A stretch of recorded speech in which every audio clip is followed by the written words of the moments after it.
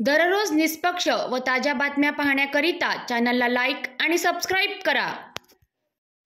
आज शुक्रवार दिनांक 25 जुलै 2025 रोजी ट्रॅफिक चिल्ड्रन पार्क धरमपेठ येथे वाहतूक विभागाचे पोलीस उपआयुक्त लोहित मतानी यांच्या अध्यक्षतेत व सहाय्यक पोलीस आयुक्त माधुरी बाविस्कर यांच्या उपस्थितीत ऑटो रिक्षा चालक व संघटनांची कार्यशाळा घेण्यात आली।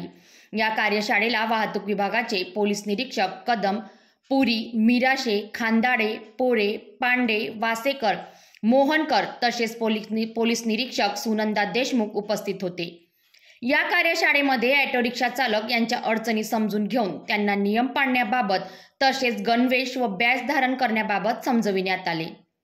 ऑटो रिक्षा फक्त परवाना असलेल्या चालकांद्वारेच चालवण्यात यावे।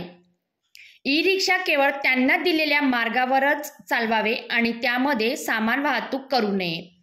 प्रत्येक ऑटो रिक्षामध्ये फक्त 3 प्रवासीच बसवावे। या 4ही मुद्द्यांवर उद्यापासून कडक कार्यवाही करण्यात येणार अशी सूचना देण्यात आली। तसेच पोलीस उपआयुक्त लोहित मतानी यांनी ऑटो चालक व ऑटो संघटनांचे म्हणणे समजून घेऊन त्यांच्या अडचणी दूर करण्याबाबत आश्वासन दिले। तसेच लगेच वाहतूक विभागातील सर्व पोलीस निरीक्षक यांची मीटिंग घेऊन त्यांना शिस्तबद्ध ऑटो रिक्षा परिवहन ठेवण्याबाबत सूचना व मार्गदर्शन केले।